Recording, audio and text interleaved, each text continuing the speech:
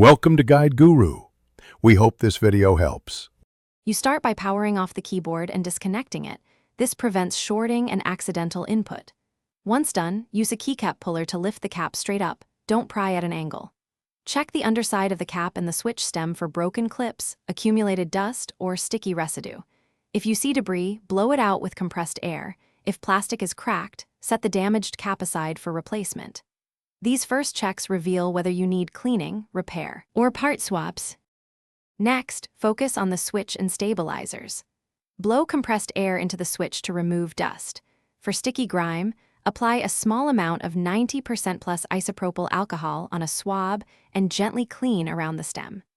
If the key still feels mushy or fails intermittently, test the switch continuity with a multimeter or swap in a known good switch if your board is hot swappable. Make sure to re-lube metal stabilizer wires lightly. This reduces. Finally, align the keycap over the stem and stabilizer bars and press down evenly until it snaps into place. Avoid forcing it on crooked. Then reconnect the keyboard and run a key test in your OS or a simple text editor to confirm correct travel and response. If the key still fails, swap in the replacement cap or switch and retest. If issues continue after replacements, consider professional repair or a full switchboard replacement. One quick troubleshooting tip: check firmware and driver settings if multiple keys behave oddly.